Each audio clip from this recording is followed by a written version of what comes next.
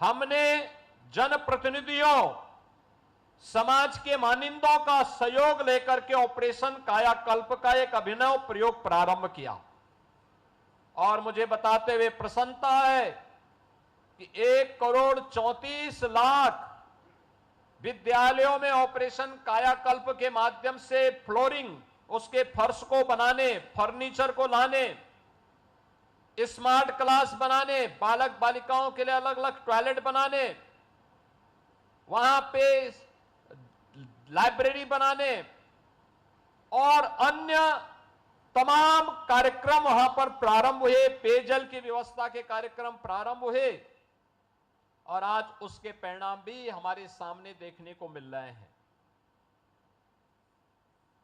इसमें केवल सरकार ही नहीं, पहले भी तमाम उन संस्थाओं का योगदान हमें मिला जो सामाजिक प्रतिबद्धता के लिए जाने जाते थे। और मैं धन्यवाद दूंगा अशोक लीलैंड को और लर्निंग लिंक्स फाउंडेशन को, जिन्होंने चरगावा और भटड़ विकास खंड को रोड टू स्कूल कार्यक्रम के साथ जोड़ने के इस अभिनव प्रयास में अपना योगदान दिया है और प्रधानमंत्री मोदी जी के विजन के अनुरूप निपुण भारत के लक्ष्य को प्राप्त करने में अपना योगदान दे रहे हैं। रोड टू स्कूल कार्यक्रम यह एक प्रकार का स्कूल चलो अभियान का ही एक नया रूप है। स्कूल चलो अभियान में हमारे शिक्षक घर घर जाते हैं और घर घर जाकर के बच्चों को स्कूल लाने का कार्यक्रम करते हैं।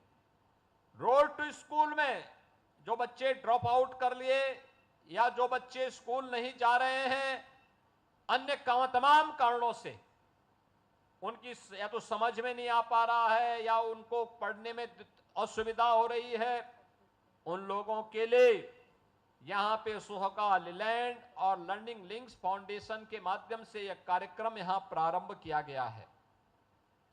यह महत्वपूर्ण कार्यक्रम है। इसमें इन्होंने एक पिरामिड भी तैयार किया है। रिसोर्स पर्सन के बाद अन्य उनकी मॉनिटरिंग करने वाली टीम, उससे भी ऊपर एक टीम, एक पिरामिड बन जाएगा कि टॉप टू बॉटम एक एक बच्चे पर समीक्षा की जा सकती है। और बेसिक शिक्षा परिषद के साथ इन्होंने रोड टू स्कूल कार्यक्रम यहां पे प्रारंभ किया है। मैं इसके लिए अशोक लीलैंड को हृदय से धन्यवाद देता हूं कि उन्होंने चरगावा जैसे विकास खंड के इन 17,000 से लगभग 18,000 बच्चों के उज्जवल भविष्य को बनाने के लिए, जिसमें इनके द्वारा नई चीजें दी जाएंगी, जो प्रधानमंत्री जी ने राष्ट्रीय शिक्षा नीति में कहा है कि हम एग्जाम्पल दे करके, मॉडल दे करके उन बच्चों को बताएंगे। उसके मॉडल उपलब्ध रहेंगे, मैथ से जुड़े हुए उस प्रकार के मॉडल रहेंगे, आसानी से बच्चे उसको समझ पाएंगे, किसी को कोई दिक्कत नहीं होगी। और स्वाभाविक रूप से इसका बच्चे एक बार जब समझ जाएंगे, उम्र ऐसी है, एक बार उन्होंने गणित की पहेली को समझ लिया तो नींव उनकी इतनी सशक्त हो जाएगी कि बड़ी से बड़ी समस्या का समाधान उनको करने में कहीं कोई दिक्कत नहीं होने वाली है। देखिए, आज शिक्षा के स्तर को सुधारने के लिए नए प्रयास हो रहे हैं। ये रोड टू स्कूल को ही एक नया रूप हम लोगों ने अटल आवासीय विद्यालय के रूप में दिया है।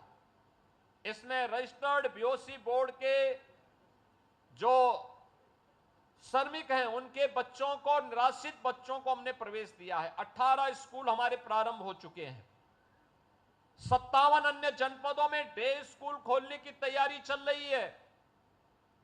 इसके अलावा मुख्यमंत्री अभ्युदय स्कूल के रूप में सभी जनपदों में नए स्कूल इसी तर्ज पर आगे बढ़ाने की कार्रवाई को भी हम आगे बढ़ा रहे हैं।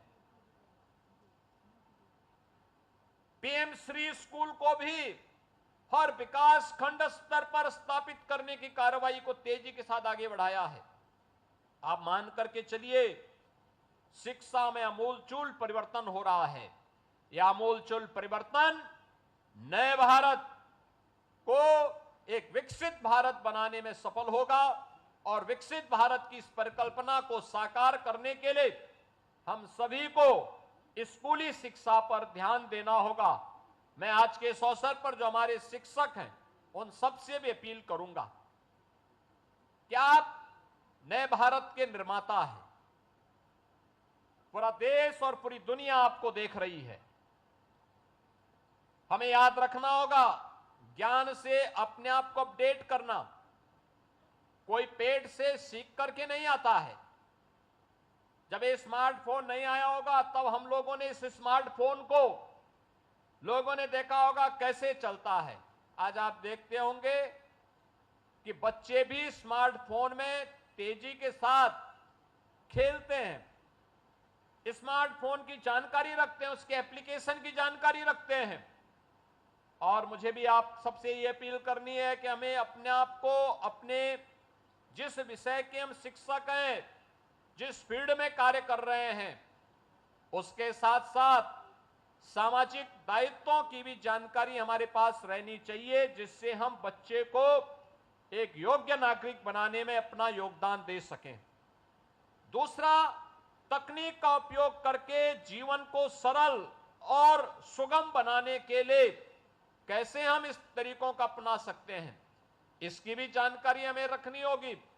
अगर हम अपने आप को इसके लिए तैयार कर पाएंगे तो याद करिए कि हम शिक्षा की नींव को इतनी सशक्त कर देंगे कि आने वाली पीढ़ी इसके लिए आप सबके प्रति कृतज्ञता ज्ञापित करेगी। और जीवन वही है जो अन्यों के लिए यादगार बन सके, प्रेरणादायी बन सके। आपके ऊपर यह भविष्य निर्भर, आपके ऊपर देश का भविष्य निर्भर करता है, क्योंकि आप इन बच्चों का भविष्य बना रहे हैं। अगर ये बच्चों का भविष्य आप उज्जवल बनाएंगे तो हमारे समाज का और हमारे देश का भविष्य भी उज्जवल बनेगा। कोई दुनिया की ताकत फिर इसे नहीं तोड़ सकती है। हम आभारी हैं प्रधानमंत्री मोदी जी के, जिन्होंने राष्ट्रीय शिक्षा नीति, जब पूरी दुनिया कोरोना जैसी महामारी के सामने पस्त थी, तब कोरोना जैसी महामारी से देशवासियों को बचाने, उनको सुरक्षित रखने के साथ साथ उज्जवल भविष्य की एक नई आधारशिला रखने के लिए राष्ट्रीय शिक्षा नीति 2020 प्रधानमंत्री मोदी जी ने देशवासियों को दी। और राष्ट्रीय शिक्षा नीति यह उद्धरण के साथ तकनीक का उपयोग करके कैसे हम सहज और सरलता के साथ छात्र छात्राओं को इन सब बातों की जानकारी दे सकें, यह तो उपलब्ध करा ही रहा है, लेकिन साथ साथ यह भी सुनिश्चित कर रहा है कि बच्चे स्कूल 100% जाकर के अपना नामांकन करा सकें। इसके लिए बच्चों को भी, अभिभावकों को भी, पंचायत को भी, समाज के गणमान्य लोगों को तो इसके लिए जागरूक करना ही है, लेकिन साथ साथ उन संस्थाओं को जो समाज के निर्माण के लिए अपना योगदान दे रहे हैं, जिन्होंने सामाजिक प्रतिबद्धता को समझा है, उनके CSR मत से भी हम लोग इसमें सहयोग लेकर के इस पूरे कार्यक्रम को सफलता की नई ऊंचाई तक पहुंचाने का काम करेंगे। और मुझे प्रसन्नता है, यद्यपि 2017 से विद्यालयों में जो बच्चे पहले तो एडमिशन नहीं ले पाते हैं, एडमिशन लेते हैं तो उसमें से आधे बच्चे ऐसे होते थे एडमिशन लेने के बाद फिर स्कूल नहीं जाते थे। अगर किसी ने तीसरी, चौथी या 5वीं क्लास पास कर ली तो उसके बाद वो 6ठी क्लास में एडमिशन नहीं ले पाता था। 6ठी, 7वीं, 8वीं क्लास भी उसने पास कर ली तो 9वीं में एडमिशन नहीं लेता था। यानी परिणाम क्या था कि 9वीं क्लास में एडमिशन लेने वालों की संख्या पहली क्लास में एडमिशन लेने वालों की संख्या की तुलना में आधी रह जाती थी। हाई स्कूल के बाद जब सीनियर सेकेंडरी स्तर पर जाता था, इंटरमीडिएट के लिए आता था, उसमें भी कमी आ जाती थी और अंततः स्नातक करने वालों की संख्या 25 से 30% मात्र रह पाती थी और उसमें भी क्वालिटी का ध्यान नहीं दिया जाता था। आज एक तरफ हम लोगों ने 2017 में प्रारंभ किया पहले स्कूल चलो अभियान। स्कूल चलो अभियान में जो सबसे अच्छा परिणाम आया कि अकेले उत्तर प्रदेश के अंदर हम लोगों ने देखा कि लगभग 58 से 60 लाख बच्चे नए बढ़े थे जिन लोगों को हमें बेसिक शिक्षा परिषद के स्कूलों में एडमिशन कराने में सफलता प्राप्त हुई।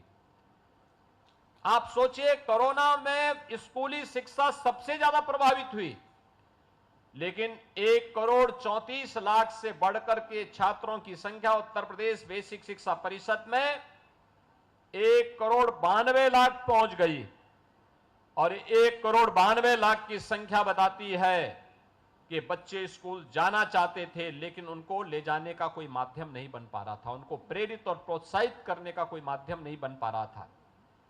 फिर इन बच्चों के लिए हम कुछ कार्यक्रम अपना आगे बढ़ा सकें, इसके लिए सरकार ने प्रारंभ किया। हम इन बच्चों के लिए, मैं जाता था इस अलग अलग क्षेत्रों में, जब मैंने देखा तो मुझे कुछ चीजें देखने को मिली। खास तौर पर बालिकाओं की शिक्षा के बारे में बहुत ज्यादा रुचि न होने के कारण अभिभावक बेटियों को स्कूल नहीं भेजते थे या भेजते थे तो यूनिफॉर्म नहीं बनाते थे, जूते चप्पल नहीं देते थे। हमने सुनिश्चित किया कि जो भी बच्चा बेसिक शिक्षा परिषद के स्कूलों में पढ़ेगा उन बच्चों के लिए यूनिफॉर्म फ्री देंगे, स्वेटर फ्री देंगे, बैग और बुक्स फ्री उपलब्ध करवाएंगे और उन बच्चों के लिए जूता और मोजा भी उपलब्ध करवाएंगे। और मुझे प्रसन्नता है कि आज हमारी सरकार 1,200 रुपये इन छात्रों के लिए, यूनिफॉर्म के लिए, बैग, बुक्स और शूज के लिए उनके अभिभावक के खाते में सीधे भेज रही है, जिससे वह अपने बच्चों के लिए इस आवश्यकता की पूर्ति कर सके। किसी भी सशक्त और समर्थ राष्ट्र की सबसे प्रमुख जो उपलब्धि होती है वह शिक्षा होती है। शिक्षा किसी भी सभ्य समाज के लिए, किसी भी समर्थ समाज के लिए और किसी भी सशक्त राष्ट्र के लिए सबसे बुनियादी आवश्यकता है। शिक्षा के बगैर मानवीय मूल्यों और इस जीव सृष्टि की आवश्यकताओं की पूर्ति की कल्पना भी नहीं की जा सकती है। और इसीलिए प्राचीन काल से ही शिक्षा को सर्वसुलभ कराने को लेकर के लगातार मंथन चलता रहा है। इसके लिए अलग अलग समय में, अलग अलग कालखंडों में अलग अलग प्रयास हुए हैं। भारत के प्राचीन गुरुकुल की प्रणाली और उस गुरुकुल में उस समय के जो उत्कृष्ट कार्य हुए हैं वह भी हम सब के लिए एक प्रेरणा है। भारत के विश्व प्रसिद्ध विश्वविद्यालय पूरी दुनिया जहां पर आकर के अध्ययन करती थी, वह नालंदा का विश्वविद्यालय रहा हो, तक्षशिला का विश्वविद्यालय रहा हो, विक्रमशिला का विश्वविद्यालय रहा हो, काशी या कांचीपुरम की विद्या के केंद्र रहे हो, ये सभी वे केंद्र थे जहां पर अध्ययन और अध्यापन का एक बेहतरीन समन्वय करके उज्जवल भविष्य के बारे में एक मंथन का कार्यक्रम आगे बढ़ता था।